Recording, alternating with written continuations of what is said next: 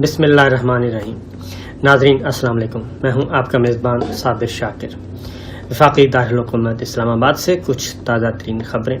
آج ذرا سیر حاصل ایک گفتگو کرتے ہیں کیونکہ طبیعت کچھ خراب تھی کچھ دنوں سے، آج ذرا بہتر ہے، بولنے میں بھی آسانی ہے، سانس بھی ٹھیک آ رہا ہے ماشاءاللہ سے، گلا بھی ٹھیک ہو گیا ہے، کھانسی بھی ذرا رک گئی ہے۔ تو اس دوران آپ کے ساتھ رابطہ بھی بہت کم رہا۔ اس دوران کافی سوچا، اور سوچنے کا مجھے بچپن سے ہی شوق ہے، بچپن سے ہی سوچنا زیادہ ہوتا تھا، بولنا کم ہوتا تھا۔ اب ذرا وہ ساری جو سوچیں ہیں وہ مجتمع ہوتی رہیں، اور پھر جب ٹی وی سے منسلک ہوا تو پھر بولنا جو ہے وہ زیادہ ضرورت پڑی اس کی۔ تو ظاہر ہے ٹی وی کا کام یہی ہے، اخبار میں لکھنا ہوتا ہے اور ٹی وی میں آپ کو اظہار کر کے بول کے اپنی گفتگو کرنی ہوتی ہے، اپنا مدعا بیان کرنا ہوتا ہے، خبریں دینی ہوتی ہیں۔ تو یہ ٹی وی جرنلزم۔ تو اس دوران کچھ کافی بہتری ہوئی، سوچا کافی کہ یہ جو کچھ ہو رہا ہے پاکستان میں، جو کچھ ہوا، آخر اب اس مسئلے کا حل کیا ہے اور اس کرائسس سے نکلا کیسے جائے، کوئی تسلیم کرے یا نہ کرے۔ بحران تو ہے، ہم بحرانی کیفیت میں ہیں، چلے گئے ہیں، اور جو کچھ سوچا گیا تھا توقعات کے بالکل برعکس ہوا، اور اب مقدمات بھی قائم کیے جا رہے ہیں، درخواستیں دی جا رہی ہیں، ایف آئی اے بہت زیادہ ایکٹیو ہو چکا ہے، باقی ادارے جو ہیں وہ بھی ایکٹیو ہیں، پولیس کافی زیادہ ایکٹیو ہے، اور کوشش کی جا رہی ہے سچویشن کو کنٹرول کرنے کے لیے۔ تو میں صرف پہلے ذرا تھوڑا سا یہ بتا دوں کہ ہمیں سوچنا چاہیے کہ بنیاد میں اگر کوئی غلطی ہوئی ہے، اگر کوئی فیصلہ صحیح طور پہ ہم پریڈکٹ نہیں کر سکے، یعنی اس کا رد عمل کیا تھا، لوگ عوام کیا سوچ رہے تھے، یہ ہم نہیں اندازہ کر سکے، تحریک عدم اعتماد کے نتیجے میں یہ کچھ ہو جائے گا، یہ نہ آپ کو امید تھی، نہ آپ کے اندازے اس طرف تھے، نہ میرے تھے، نہ ہی عمران خان صاحب کو پتا تھا۔ یہ بھی آپ کو بتا دوں، اپوزیشن جو تھی اس وقت کی وہ تو گڈی تھی، اس کو تو ہر صورت میں جو کیک ہے وہ مل رہا تھا، اس نے تو کیک کھانا ہی کھانا تھا، لیکن اس کیک کھانے کے نتیجے میں وہ تو ان کو تو مل گیا، لیکن وہ کیا ہے، وجہ کیا بنی؟ اب سمیع ابراہیم صاحب ہے، مقدمہ اسٹیٹ اس کی پٹیشنر ہے، ایف آئی اے تحقیقات کر رہی ہے، پھر ایف آئی اے نے ایک پریس ریلیز بھی جاری کر دیا بہت سخت قسم کا، اور اس میں پورا روڈ میپ دے دیا کہ گرفتار بھی ہو سکتے ہیں، ای سی ایل میں بھی ہو سکتا ہے نام، پھر اوورسیز پاکستانیز کو بھی ایک سخت پیغام دے دیا گیا۔ تو یہ ساری چیزیں ہیں، یہ تو میڈیا کی حد تک ہے، social media, digital media, electronic media, یہ ساری چیزوں کو طاقت کے ذریعے، قانون کے ذریعے کوشش کی جا رہی ہے کنٹرول کرنے کی۔ لیکن میں کہتا ہوں ارشد شریف صاحب اس وقت بیل پہ ہیں، مجھے بھی اسلام آباد ہائی کورٹ کی طرف سے ریلیف ملا ہوا ہے، اور کوئی ایڈورس ایکشن کا نہ کرنے کا۔ لیکن مسئلہ کیا ہے؟ مسئلہ یہ ہے کہ کیا اس طرح سے مسئلہ حل ہو جائے گا؟ کہاں گڑبڑ کہاں پہ ہوئی ہے، اور جو کچھ ہوا ہے کیا یہ خیر ہے یا شر ہے؟ اصل چیز سوچنے کی باتیں ہیں۔ تو ایک ترتیب سے کوشش کرتے ہیں، تھوڑا سا اپلائی کرتے ہیں اپنا مائنڈ، آپ بھی اپلائی کریں، میں بھی کرتا ہوں، میرے ناظرین جو ہیں، ویورز ہیں، بڑے ماشاءاللہ سے باشعور ہیں، اور پاکستانی قوم نے ایک میسج دیا ہے، اور وہ میسج دیا ہے کہ پاکستانی قوم کو پچھلے کئی سالوں سے تیار کیا جا رہا تھا، پاکستانی قوم کو تیار کیا جا رہا تھا، اور پہلے پالیٹکس میں صرف یہ ہوتا تھا، یوتھ نہیں ہوتی تھی، وہ جو ووٹ ڈالنے والے ہوتے تھے وہ ایک روایتی قسم کے بابے ہوتے تھے، یا تو بہت ہی lower class, lower middle class, اور یا پھر کہہ لیں آپ اپر کلاس کبھی بھی آپ کو نہیں گئی تھی، مڈل کلاس بہت کم انوالو ہوتی تھی، یوتھ بالکل نہیں دلچسپی لیتی تھی، یہ ہوتی دیہاتوں میں ووٹ بہت ہوتا تھا، اور گاڑیوں میں بھر کے لوگوں کو ووٹ دلوایا جاتا تھا، یہ ہوتا تھا۔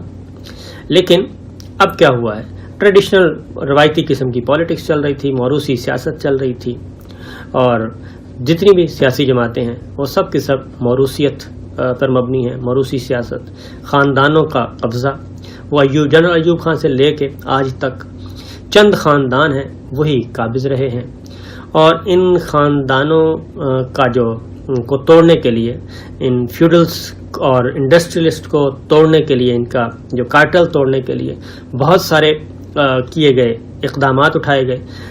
اور آخری جو کیا گیا جی وہ جنرل ضیاء صاحب نے کیا تھا.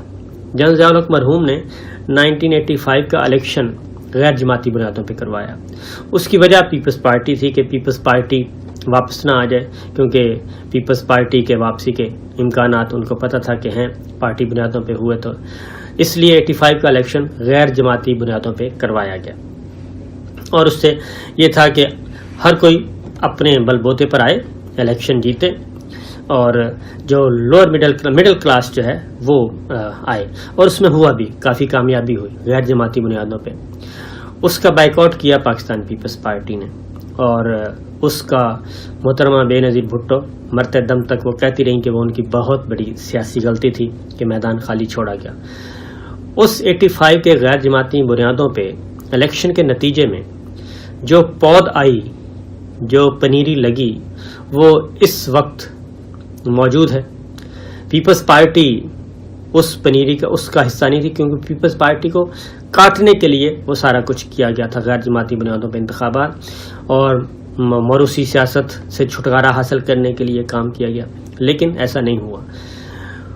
اس میں بھی 85 کے بعد پھر ایک جماعت بنائی گئی، اور جماعت آئی جی آئی، اور پھر اس کے بعد نتیجے اس کے وطن سے برآمد ہوئی مسلم لیگ. پہلے جنیجو تھی اور جنیجو سے مسلم لیگ نون بن گئی. تو یہ ساری چیزیں ہوئیں. مسلم لیگ نون اس کے بعد پھر خود شریف فیملی کے پاس چلی گئی، اور شریف فیملی خود ایک تناور درخت بن گیا، اور اس نے اپنی جڑیں اسٹیبلشمنٹ میں بھی، مقامی اور انٹرنیشنل، اس میں آہستہ آہستہ پہلے مقامی اسٹیبلشمنٹ کو یہ دل انہوں نے جیتے، اور اس کے بعد انہوں نے انٹرنیشنل اسٹیبلشمنٹ کی طرف رخ کیا. قومی اسٹیبلشمنٹ کے ساتھ پھر انہوں نے پھڈے شروع کر دیے، اور پھر ان کو آنکھیں دکھانا شروع کر دی. ایک دفعہ دکھائیں، 2 دفعہ دکھائیں، 3 دفعہ دکھائیں، اور ہر کرائسس میں وہ سرخرو ہو کے، طاقتور ہو کے مزید نکلے. یہ بات ذہن میں رکھیے گا. یہ شریف فیملی کی پالیٹکس بتا رہا ہوں کہ جب بھی ان کو گرایا گیا، اس کے نتیجے میں انہوں نے مقامی اسٹیبلشمنٹ، خواہ جوڈیشری بھی اسٹیبلشمنٹ کا حصہ، یہ ذہن میں رکھیے گا. صرف ملٹری اسٹیبلشمنٹ نہیں، ملٹری اسٹیبلشمنٹ، جوڈیشل اسٹیبلشمنٹ، اور ہماری سول بیوروکریسی، سول اسٹیبلشمنٹ، یہ سب. اور پھر ان کے ساتھ فیوڈلز اور اس کے بعد انڈسٹریلسٹ آ گئے. وہ پورے کا پورا ایک بھوکے بن گیا، اور وہ اتنا طاقتور ہوا کہ اس کے بعد پھر انہوں نے چیلنج کرنا شروع کر دیا. اور اس میں اس کے سامنے پھر کوئی چیف جسٹس آیا، چیف جسٹس سجاد علی شاہ صاحب آئے، ان کو فارغ کر دیا، روم ڈالا گیا. سپریم کورٹ پہ ایک ہی دفعہ حملہ ہوا، اور وہ ان کے زمانے میں ہوا، اور کسی اور کے زمانے میں نہیں ہوا. کسی نے جرات نہیں کی کہ کوئی پولیٹیکل پارٹی اس طریقے سے کسی ادارے پہ. اس کے بعد جوڈیشری کو انہوں نے بالکل زیر کر لیا. اس کے بعد آتے ہیں ایوان صدر، انہوں نے بڑھے، فاروق لغاری صاحب آئے، اسحاق خان صاحب آئے، سب کو انہوں نے زیر کیا، کوئی ایشو نہیں تھا. اور اس کی ریزن یہ تھی کہ وہ ہمیشہ ملٹری اسٹیبلشمنٹ کے ساتھ مل کے یہ سارے کام کرتے تھے. ادھر انہوں نے اپنا گڈی رکھا ہوا تھا.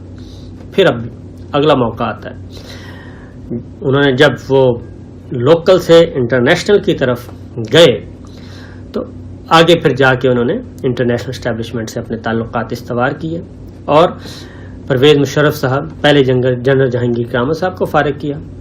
اس کے بعد آصف نواز جنجوعہ صاحب کے ساتھ بھی وہ اللہ کو پیارے ہو گئے، ان کے ساتھ بھی پھڈا رہا. پھر آتے ہیں جنرل وحید کاکڑ صاحب کے ساتھ بھی، پھر جنرل وحید کاکڑ فارمولہ آیا، اور اسحاق خان صاحب کو اور ان کو جانا پڑا. یہ تاریخ بتا رہا ہوں. اس کے بعد پرویز مشرف صاحب نے کو فارغ کیا گیا، اس کا ریئیکشن ہوا، اور ماشاء اللہ لگ گیا. ماشاء اللہ کے نتیجے میں بھی پھر اگین انٹرنیشنل اسٹیبلشمنٹ کام آئی، اور انہیں یہاں سے بحفاظت پاکستان سے جیل سے باہر لے جایا گیا، اور وہ سرور پیلس میں قیام پذیر ہوئے، اور پورا اور اس میں انہوں نے پرسکون طریقے سے اپنا ٹائم گزارا. سرور پیلس میں میرا بھی آنا جانا رہا، تقریباً 3 دفعہ محسوب پیلس گیا, میاں صاحب سے ملتا تھا, گپ شپ ہوتی تھی, اور ان کے خیالات سنتے تھے, وہ ہماری باتیں سنتے تھے. پاکستان سے آتے تھے جو بھی لوگ, تو کافی ان ڈیٹیل 2-2, 4-4, 5-5 گھنٹے کی نشستیں ہوتی تھیں. تو اس میں وہ اب انہوں نے جو ہے پرویز مشرف صاحب بھی اس میں کیا کہنا چاہیے, انہوں نے کہا کہ ریلیف مل رہا ہے, ٹھیک ہے, اگر ایک برادر ملک کہہ رہا ہے تو ان کو بھیج دیتے ہیں, آرام سے میں اپنا کام کروں گا اور اقتدار انجوائے کروں گا. لیکن اور اسی طریقے سے پیپلز پارٹی نے بھی ایسا ہی کیا, اور پیپلز پارٹی کو غیر حاضری میں سزا ہو گئی, محترمہ بے نظیر بھٹو کو, وہ نکل گئے. تو انٹرنیشنل اسٹیبلشمنٹ کے ساتھ روابط تگڑے ہو گئے. جب انٹرنیشنل اسٹیبلشمنٹ کے ساتھ رابطے ہوئے, یعنی کہ تگڑے, ظاہر ہے آپ جب پرائم منسٹر رہیں اور وہ بھی ایک جوہری ملک کے, ایک مضبوط اسلامی ملک, پاکستان واحد ملک ہے, جوہری ملک ہے, اور جس کے پاس جوہری طاقت ہے, معیشت دن بدن خراب ہو رہی ہے, یہ ایک الگ المیہ ہے, لیکن پاکستان کی اہمیت ہے اسلامی دنیا میں بھی اور دنیا کے دیگر ملکوں میں, کیونکہ ایک ہی ملک ہے جو کہ جوہری کلب کا حصہ ہے, کوئی تسلیم کرے نہ کرے. تو اس لیے جی, اور اس ملک کا وزیر اعظم ہو یا آرمی چیف ہو, وہ بہت دنیا کے لیے میٹر کرتا ہے. اور انٹرنیشنل اسٹیبلشمنٹ جہاں آنکھیں دکھانا ہوتی ہیں آنکھیں دکھاتی ہے, جہاں پالنا پوسنا ہوتا ہے وہاں پالتی پوستی بھی ہے, پیار محبت بھی کرتی ہے, تاکہ یہ ہمارے زیر سایہ رہے اور ہم سے نکلے نہ, کوئی ایسا فیصلہ نہ کر پائے. تو یہ چیزیں ہو رہی ہیں. اب پرویز مشرف صاحب کے زمانے میں پھر وہی ہوا جی, ان سے جو غلطی ہوئی, اور غلطی کہہ لیں جو بھی کہہ لیں, پہلے 3 سال انہوں نے کسی قسم کا کوئی کمپرومائز نہیں کیا. اور جب وہ آئے 99 میں, 2002 تک سپریم کورٹ آف پاکستان نے, آپ اندازہ کیجئے, سپریم کورٹ آف پاکستان نے ان کو آئین میں ترمیم کا اختیار بھی دے دیا, اور ایسا ریلیف دیا جو انہوں نے مانگا بھی نہیں تھا. تو یہ ہماری تاریخ ہے, عدالتی تاریخ ہے. تو ان 3 سالوں میں پرویز مشرف صاحب بہت تگڑے رہے, اور تگڑے بھی رہے, اور آگے پھر انہوں نے اکانومی میں اتفاق سے معیشت سٹیبل ہوئی, کیونکہ ادھر 9/11 شروع ہو چکا تھا, پاکستان ضرورت بن چکی تھی, اس لیے اس کا فائدہ بھی ہوا. لیکن 3 سال کے بعد اگین, کیونکہ 3 سال کے بعد یہ بھی تھا کہ انتخابات کروانے ہیں, اور جب انتخابات کروائے جاتے ہیں اس کے بعد الیکشن ہو گئے. اب الیکشن جب ہوتے ہیں تو پھر اس میں آپ جتنا مرضی کر لیں, جو ووٹ بینک ہے, بیسک ووٹ بینک, آپ اس کو ختم نہیں کر سکتے, وہ ووٹ بینک رہتا ہی ہے. ووٹ بینک ایک پروسیس کے ذریعے بنتا ہے, پروسیس سے ختم ہوتا ہے. وہ نوٹیفیکیشن سے نہ ووٹ بینک بنتا ہے, نہ ہی نوٹیفیکیشن سے ختم ہوتا ہے. یہ بات آپ ذہن میں رکھیے. تو ہوا یہی کہ الیکشن ہوئے 2002 کے, اور اس کا جو نتیجہ آیا وہ مکس آیا. اس میں پھر وہی بات کہ پہلے یہی تھا کہ جناب پیپلز پارٹی کے ساتھ مل کے گورنمنٹ بنا لی جائے, مخدوم امین فہیم صاحب. لیکن پھر وہ مخدوم امین فہیم صاحب کا پتہ چلا کہ نہیں, وہ ملٹری اسٹیبلشمنٹ کے ساتھ تھرو ہیں, لہٰذا عین وقت پہ آ کے اس کا وہ محترمہ بے نظیر بھٹو نے اس کو ڈکلائن کیا, اور اس کے بعد پھر میر ظفر اللہ خان جمالی صاحب بنے. اور اس کے لیے پھر اگین آپ کو جہاں سے پرویز مشرف صاحب کا ڈکلائن شروع ہوتا ہے, انہوں نے بدترین کرپٹ لوگ جو تھے ان کی نیب میں فائلیں بند کروائیں, اور بند کروا کے پیٹریوٹ کے نام سے اپنے ساتھ پیپلز پارٹی کا ایک دھڑا نامور نام اپنے ساتھ میں لائے, اور اس طریقے سے حکومت بنی. اور انہی پیٹریوٹس کے پاس ہی سب سے زیادہ وزارتیں تھیں. وہ سب کے سب نہیں, بلکہ بعض تو کافی لوگوں کی اس میں تھیں.